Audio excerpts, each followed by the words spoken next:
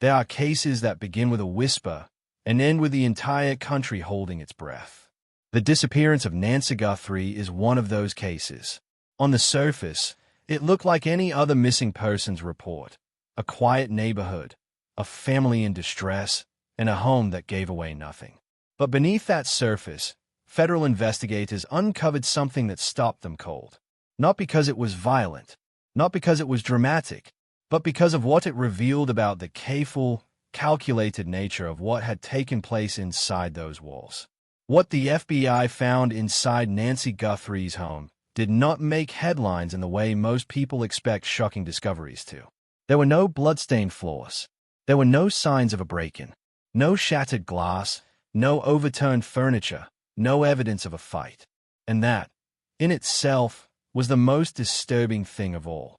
Because when a woman vanishes without a trace from the safety of her own home, and nothing inside that home appears out of order, investigators are not relieved. They are alarmed. To understand what was found inside Nancy Guthrie's home, you first have to understand the evening that preceded her disappearance. By all accounts, it was an ordinary night. Nancy had spent time with people she trusted, in a setting that felt completely safe. There was no conflict, no argument, no moment of tension that anyone could point to later and say, that was the warning sign. She was dropped off at her home before 10 o'clock at night. Neighbors noticed nothing unusual. There were no raised voices, no sounds of distress, no lights flickering on and off in a pattern that might suggest something was wrong.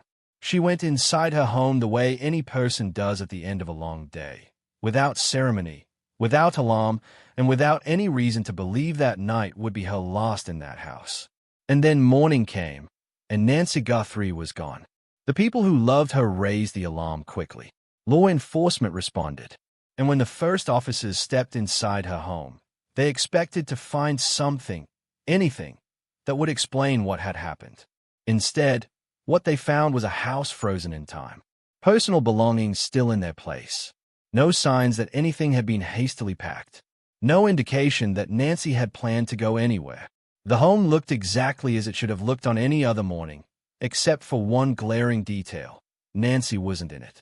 Local law enforcement handles missing persons cases every day.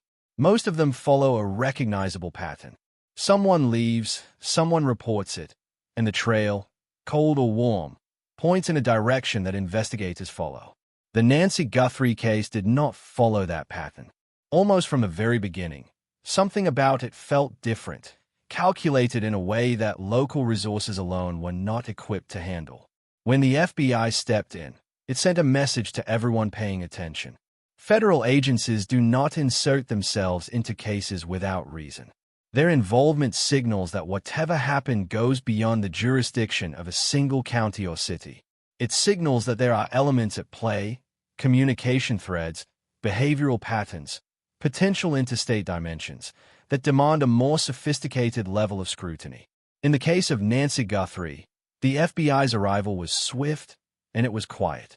No press conferences, no sweeping statements about the direction of the investigation. Just agents, arriving at a home, and beginning the kind of methodical work that rarely looks dramatic from the outside but almost always uncovers something extraordinary. The ransom communications that emerged early in the investigation accelerated the federal involvement significantly. The moment any form of extortion or ransom demand enters a missing persons case, it crosses a legal and jurisdictional threshold that places it firmly in FBI territory. Communications of that nature, particularly those that involve technology or reach across state lines, are federal matters, and they change the entire architecture of an investigation. Suddenly, the question is no longer simply where is Nancy, but who is behind this, and how far does it go? When FBI agents conducted their initial sweep of Nancy Guthrie's home, they were not looking for something obvious. Experienced federal investigators understand that a crime scene does not always announce itself. It does not always leave blood on the floor or fingerprints on the doorframe. Sometimes the most significant evidence is behavioral, the story told by the arrangement of a room, the position of personal items, the presence or absence of things that should or should not be there. What agents documented inside the home fell into that second category. The things they found were not items that, on their own, would mean anything to the average person. But in the context of a woman who had vanished without explanation, each small observation carried enormous weight. A phone left behind, medication still sitting where it always sat today, shoes near the door, undisturbed. These are not dramatic findings. But for investigators trained to read a home the way a reader reads a page, they tell a story. They say that the person who lived here did not pack, did not plan, did not choose to leave in any conventional sense of the word. And yet there were no signs of a struggle. No evidence that Nancy had been forced out of her home against her will. No broken locks, no damaged door frames, no defensive wounds left behind on surfaces. The contradiction at the heart of the scene was deeply unsettling. The home said she did not leave voluntarily, but it also said no one forced her out. That narrow space between those two conclusions is where the investigation lived for a very long time. Investigators also paid close attention to what was missing. In forensic work, absence is just as meaningful as presence. When something that should be in a home is not there, it suggests movement. It suggests purpose. It suggests that someone, Nancy herself or someone else, made a deliberate decision about what would and would not remain. The specific items that were found to be absent from the home have not been made public, and that confidentiality is itself significant. When investigators protect details about missing items, it is typically because those details are central to the theory they are building. One of the most telling moments in the entire investigation came when federal agents made the decision to return to Nancy Guthrie's home after it had already been processed and cleared. In the world of forensic investigation, this does not happen casually. A scene is processed, documented, and released. The decision to go back means something has changed. New information has surfaced. A detail that was overlooked the first time has taken on new meaning in light of evidence gathered elsewhere. The return to Nancy's home was conducted quietly. There were no news cameras summoned, no public statements issued, no indication given to the neighborhood that something significant was about to happen. Agents arrived, they worked, and they left. The deliberate, unhurried nature of that visit spoke volumes to those who understood what it meant. This was not a reactive response to a new emergency. This was a confirmatory exercise. Investigators had developed a theory, and they were returning to the home to find the evidence that would either support or contradict it. What specifically prompted that return has not been disclosed, but the timing and manner of it suggests that digital evidence played a central role. In modern investigations, the most powerful witnesses are not people. They are devices. Smartphones that log location data. Smart home systems that record when doors are opened, when lights are activated, when motion is detected.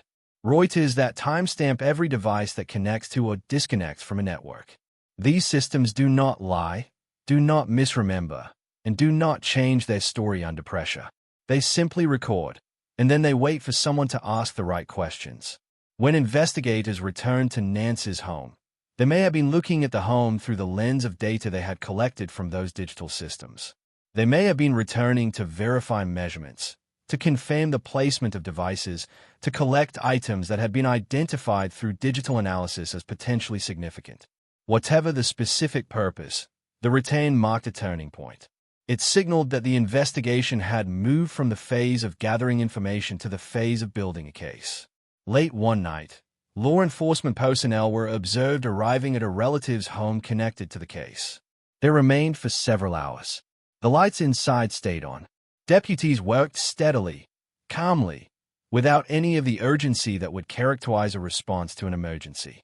And once again, no official explanation was offered to the public. Visits to family members and relatives during a missing persons investigation are not unusual.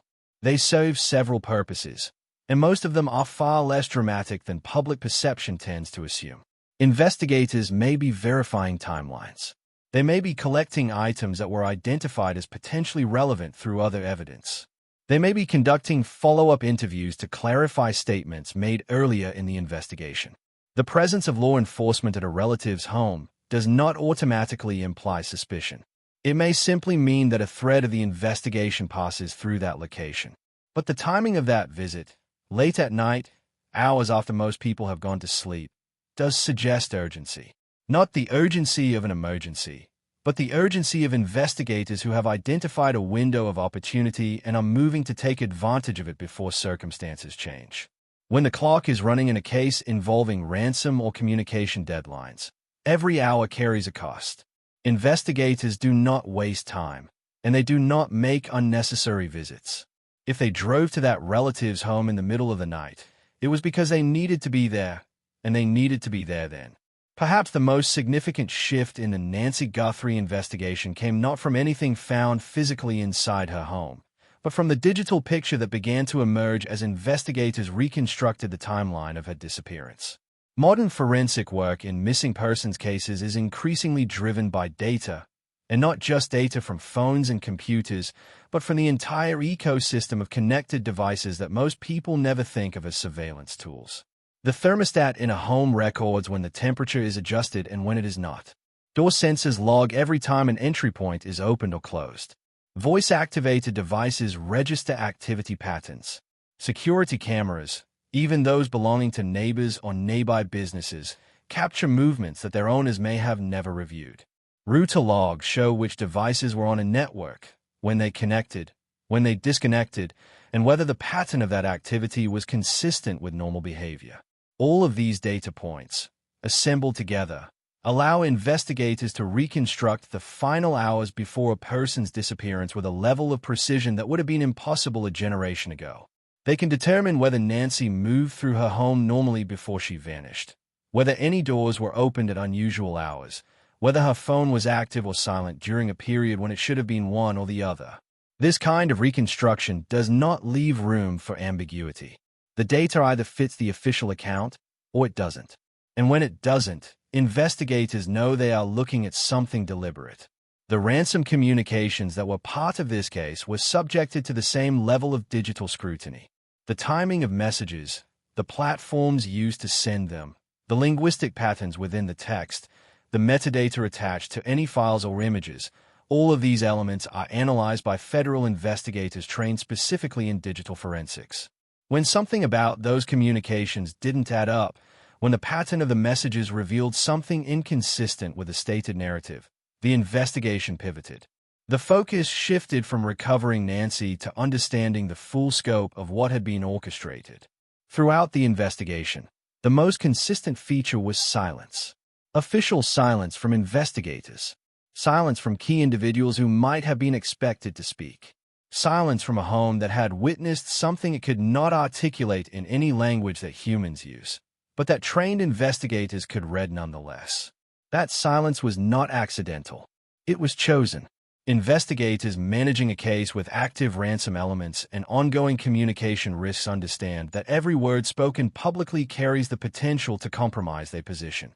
Confirming a detail can tip off a perpetrator.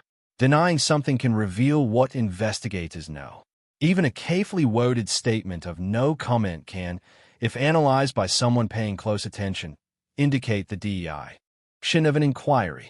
So they said nothing, and in saying nothing, they said everything. For families, for community members, and for those following the case from a distance, that silence was agonizing. But inside the investigation, the silence was productive. It was Trehay's sound of people working, carefully, methodically, and with a growing